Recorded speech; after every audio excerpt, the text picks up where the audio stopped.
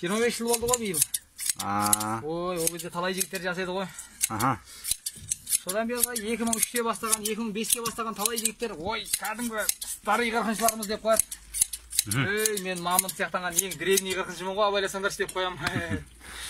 25 жылдан бұрын қырқын қырқып бастағандардың біразы шығып кетті ғой пенсияға. Күнде қанша қой тастайсыз қырқып? Енді шабыттың келуіне қарай, өзің сияқтанған жігіттердің дайындауына қарай. Жобамен 120 деген, 130 деген цифр қорқынышты цифрлар емес қой. Күнне, иә? Күнне. Қазір осы тұрғанда түске дейін 20-түстен кейін 30-шы нұрматық қой. Жалғыз өзіңіз, иә? Иә. Анау қасымдағына учениктері, олардың да жаңағы қолдарының қаруы бар. Тәуір балдар, ынтасы дұрыс. Мысалға, бір отарда 600 қой бар дейді. Так. Осы 600 қойды бір отарда қанша күнде бітіресіздер? Егер 2-3 бала болып істесеңіздер, мысалға 2 бала дейік, өзіңіз және бір шәкіртіңіз. 2 бала болса 600 қойды айтып берейін, 2,5 күн ғой. 2,5 күнде 40 бітіресіздер, иә? Азында кіріссек, бір күн азына кешке дейін, 2-ші күн азына кешке дейін, 3-ші күн түсте шығып кетеміз ғой. Бір күнде бір өзіңіз 100-120 қой қырқасыз. Қырқам. Мынандай қайшымен емес, кәдімгі мынандай тоқ қайшымен болмай ма, әлде осы ыңғайлы ма? Иә. Ыңғайлы болғанда қалай? Мынау қайшы деген рахат қой, мотор сұрамайсың, тоқ сұрамайсың, барасында қайрап аласында қырқа бересің. Таудың іші бар ма, құмның арасы бар ма, ауылдың іші бар ма, любой жерде. Ол мотордың да ыңғайлары бар ауылда. Бірақ ол не керегі бар? Мотордың дарылдатып, азаннан кешке дейін қасында біреу моторды салдап қойса, ол кімге қызық? Ол пәлен жерге барған кезде моторың бұзылып қалса, ол кімге қызық? Сіз қырққанда қойдың аяқ қолын шанды байлап өтпейді екенсіз, ешқандай? Уақыт жоқ қойған. Уақыт жоқ, ә? Оған уақытым жоқ қой менің. Бір қойды қанша минутта қырқасыз жобамен? Енді қазір көріп тұрсыз. Қайсы күні бір балдар тексергенде бір қозына 2 минут 30 секундта тұрғызғам. Бір қозына. Қойды? Қой 3 минут 10 секунд, 3 минут 15 секундта тұрады ғой қой деген. Жарықтық. Қойдың смотря қандай қой ол. Тоғытылған қой болса, таза қой болса 3 минут 10 секунд сол кезде тұрады. Ал егер тоғытылмаған, шаңы бұрқылдап қалған қой болатын болса, онда ол кетеді ары қарай. Жалпы жылына өзіңіздің тобыңызда қанша жігіт бар мысалға? 2-3 жігіт қой, ә? 4-еу болып шығамыз. 4-еу болып. Көбейіп кеткенде 5-еу болып шығамыз. Жылына жобамен бір сезонда мысалға жылына 2 рет қырқасыздар ғой. Мысалға бір рет бір сезонда көктемде қанша қой қырқасыз? Қанша қойға дейін қырқасыздар? Енді әр бала 1000-ның үстіне шығарады ғой. Мына қайшы мысалға новыйдан алдың, 1000-ға жақындағанда сынады ғой. Осындай қайшының біреуі сынады, екіншісі жартылап қалады ғой. Сонда 4 бала болсаңыздар, бір сезонда 4000 қой қырқасыздар, ә? 4000-дан ары кетеміз ғой. 1000-ға шаққанда 6000-дай қой қырқамыз. 6000-дай қой қырқасыздар, ә? Ал енді жылына 2 рет, сезонына енді 2 рет болғанда, сонда жылына бір 12-15 мыңдай қой қырқасыздар ғой. Солай ғой, Құдай қаласа. Құдай қаласа. Қолдарыңызға дерт бермесін, қуат берсін, Құдай. Бұл жалпы қырқымшылық кәсіп қазір өзі жоғалып кетті ғой. Көп адамдар бұған келе бермейді. Қол күш керек шығар, ыждахат қаншама еңбек жатыр. Енді қолының күші бізден әлде қайда көп жігіттер бар, бірақ білмеймін мен соны естесін жаңа өзің айтқанда ыждахат керек па, жүректілік керек па, табандылық керек па. Өзім қызығам, қатты қызығам. Сіз сияқты осы мысалға Жаңақорған ауданында жігіттер бар ма, арнайы осылай топ құрып жүрген? Бар. Бұл жағында бар жігіттер. Қанша топ бар? Енді жобамен. Дәл біздің ауылдан 2 бригада шығады. 2 бригада бар, ә? Дәл қазір 2 бригада. Бұрында вообще көп деуді ғой, қазір енді жасы ұлғайғандар біртіндеп мынау деген азына кешеде бүйректі қоймайтын жұмыс қой. Мен қатарлы жігіттердің қаншасы бүйрек ауырып, бел ауырып, қырқуға жарамай қой бағып, вақтыбай жұмысқа тұрып кетіп қалып ғой. Ол кездерде вообще қаусататын ек қой. 100 қой қырқатын жігіттер біздің бригадаға қосыла алмайтын тұғын. 120-130 қой қырқатындардан сорталып алғанбыз. 500 қойға азанда кірген кезде кешке пісіріп шығып кете беретін ек қой. Сондай тәуір жігіттермен ғана жүретін ек қой. Қазір енді ондай жаңағы планканы көтеруді қалдық қой. Бір учениктеріміз бар қасымызда әйтеуір. Осының өзінде аз-маз қойларға келген кезде тәуір жаңағыдай учениктерімізді ертіп аламыз. Мынау жұмыртқасына дейін тазалап тастасаң, бошаған болмайды әйтеуір ертең. Аяқтарын қақпайды. Өзіміздің арамызда әңгімеміз бар ғой. Иә. Бүкіл қойды 150 теңге үшін тазалаймыз. жұмыртқасының айналасын Алланың разылығы үшін тазалаймын деген.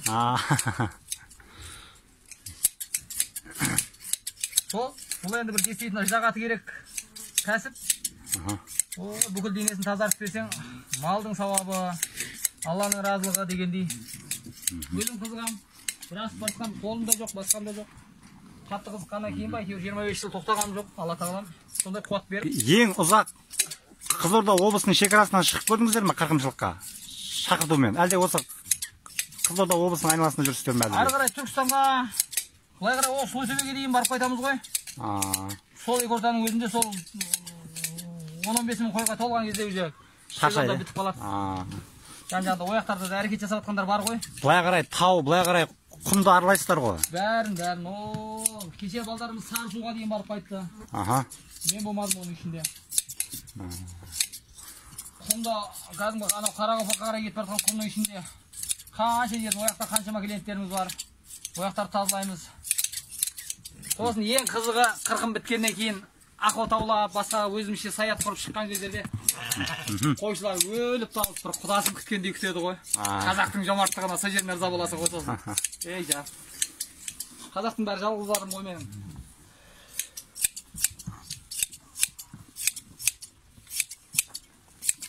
Жалпы ауылда осы кейінгі жастардың бұған қызығушылығы қаншалықты?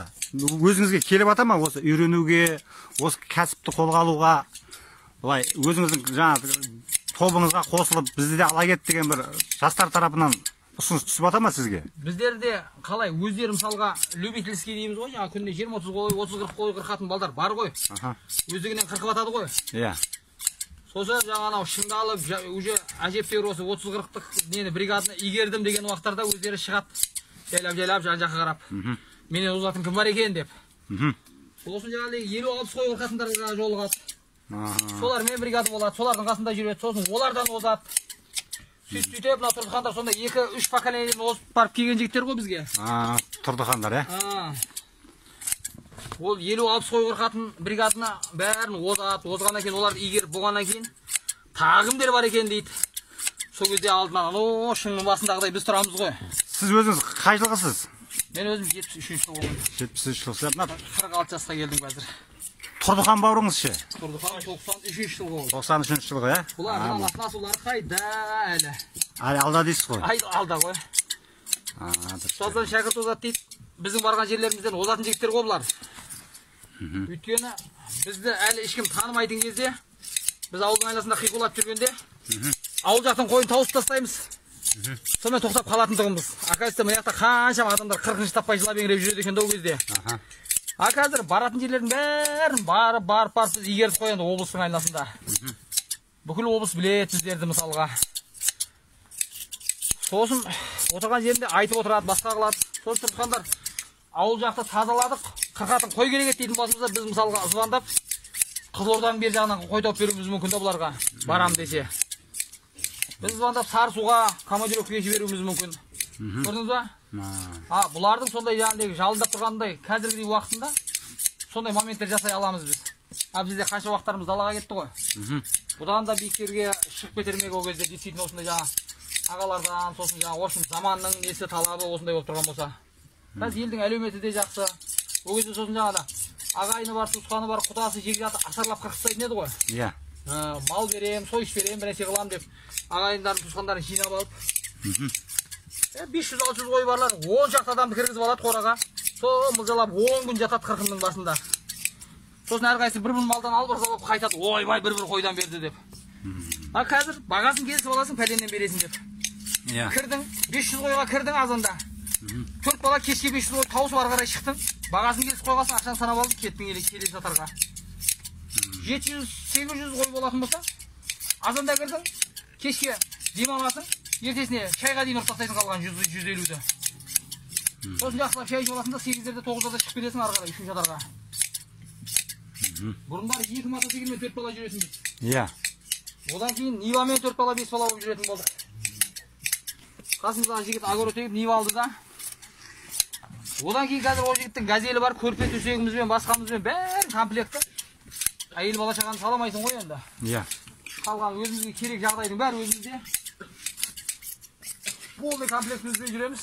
Мына жерге тиіп кетті. Мына жерге тиіп кетті. Соғанда қызығады көп адам. Моторымыз, қайрақтарымыз, шарығымыз бәрі өзімізде кетіп бара жатады. Міне, қанша болды? 3 минут болды ма? 3 минуттың жобасында 40 қылдық бір ғой. Әңгімені айтып отырып 40 тастадыңыз. Ауыз сөйлеуге сайын қол қатты кетеді ғой менің байқағаным. Үндемей жеттім сұрайып отырып қырқылмайды ғой. Сөйлеп отырмын деймін ұзын базарда. Сонысымен жеңіл, сонысымен қызық дейсіз ғой. Адамның сөйлеген сөзі ой өрісінің қай жерге дейін баратынын көрсететін құрал дейді ғой. Әңгімеңді де айтып отыр. Ой өрісінің қай жерге дейін баратынын білсін жұрттар. Қырқыстап отыр, қолының қай жерге дейін баратынын білсін жұрттар. Ол жан-жақты бәрін көрсететін нәрсе ғой. Жалпы бұл кәсіптен бөлек өзіңіз қазақтың қолөнерімен айналысасыз. Қолөнерімен айналысам, ағашпен айналысам, темірмен айналысам. Қазіргі көбінше жаңағыдегі кітап оқымайтын, тек телефоннан шықпайтын жас балдармен жұмыс істегеннен гөрі темірмен жұмыс істеген намного оңай ғой. Былшылдатып тұрып, төске қойып тұрып сабасаң темірді, сенің деген жеріңе барады. Ал жас балдар айтқаныңды істемейді ғой. Дегенге көнбейді қазір, көбінде. Кітап оқыңдар, сауаттарың ашылады, кітап оқыңдар деймін. Ата-бабаларымыздың дәстүріне тереңдеп ойлаңдар. Қазақтың ауыз әдебиетін оқыңдар. Сөз мәнерін, қазақтың тіл байлығын игеріңдер. Ақындардың өлеңін жаттаңдар деп атам. Өзіңіз бір кездері мынау асабалықпен айналысқансыз, Асабалықпен айналыстым. той жүргіздіңіз, қазақтың салт дәстүрін насихаттап. Қазір бір кішкентай ауылда мешітіміз бар, сол мешітте азаншымын. Дінді уағыздайын көбінде. Насихатшы деген қағазым бар. Дінді уағыздап отырам. Балдарға дінге келіңдер, көшеде салаңдағанша. Мешітке келіңдер, мен сендерге керемет ертеңге ақыретке пайдасы тиетін әңгіме айтып отырамын деп шақырып отырам. 5 мезгіл намазым бар, алхамдулилля. Оразам бар. Қолыңыз дерт көрмесін, Жолдеке. Иншалла. Кәсібіңіз Дәуіт пайғамбарға темір игеруді берген. Содан бері қарай, я Аллахым Дәуіт пайғамбарға бергеніңдей өнерді маған да бере көр деп кіріссең, темірлерімді де басқаларымды да қазір көрсетуге болады ғой балдар. Ана жерде тұр ғой жаңағыдай темірлерім. еңбек ету керек дейсіз ғой былай. Қосымша кәсіп жасап. Қимылдасаң, Алладан сұрасаң, мысалға кеше бір пышақ істеп шығардым. Қарғалға барғанда қойшы жектер бір қозыдан алып қалып пышақтарында. Мынандай қозыны базарға тастасаң 25 мың болып тұр ғой қазір. Иә. Оны біреулерге айтсам, қой, сонда бір пышақ 25 мыңға дейтін шығар. Мынау тұртыған куә, сұрасаң сол айтады да береді. Бір қозыға біреу алды, екіншісі дәл осындай бір пышақ дайындап алып кел, ертең осы сентябрьдің 8-іне барамыз ояққа. Сол кезде бір қозыға мен алам деп қалды. Қасында қаншама жігіттер көріп отыр. Білет мен қолымнан сондай нәрселердің келетінін. Қарғалда бір клиентім бар. Тәуір жаңағыдай суарылған бір пышағыңды дайында, тайларды ажыратқан кезде бір тай апарып тастаймын үйіңе деген. Бірақ оған енді өзім соның ойынан шығатындай суарамай жүрмін әлі. Ал егер оны ойдан шығарып болдырсам, апарсам, құда қаласа бір тайға кетеді. Қазақтың қолөнері деген жаңа айтып отырмын ғой, қазақ деген жарықтық мәртпіз ғой, жомартпыз ғой. Тек оны кілтін табу керек та. Кілтін табу керек. Ол енді бір жаңағыдай ақымақтық қылды, бір әсе қылды, жаңағы уқын-суқын деп алдап кеттім деген тірлік емес. Дестейсің, сол қызығатындай, соған арзитындай. Қазір енді былай қарағанда ақымақ адам жоқ қой. Біреулер ойлайтын шығар, 25 мыңға бір пышақ алып ноқалай шығар ол адам деп. Ал действительно бір нәрсеге өзің қатты қызыққан кезде, ол бағасы басқасы рөл ойнамай қалады ғой. Мысалға, әйел алатын болсаң, қатты қызықсаң, ол алатын қызың ақ сақпа, көзі қитарма ала бермейміз ба? Басқа жағын бәрі кеп тұр, әтасіне таяғында не тұр деп. Сол сияқты ғой, бір нәрсеге қатты қызықсаң. Қазақ деген сондай халықпыз ғой. Бір ықыласымыз қатты ауса, бағасына басқасына қарамайтын. Аллахқа мың қайтара шүкір қазақ қылып жаратқан. Сондай жомарт халықтың тұқымынан, қанынан жаратқан Аллахқа мың қайтара шүкірлер болсын. Бәрекелді.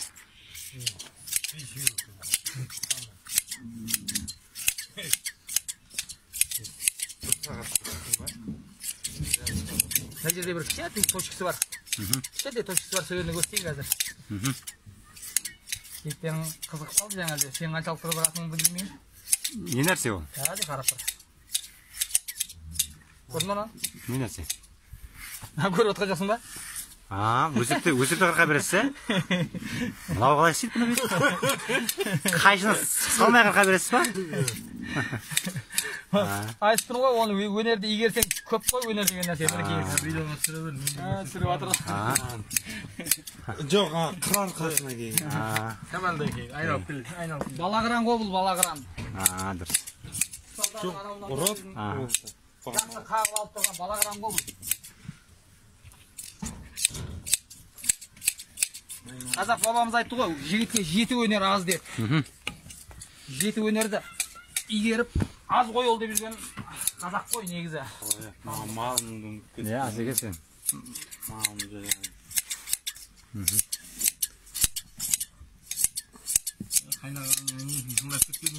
Сен де көріп едің ғой шамалы?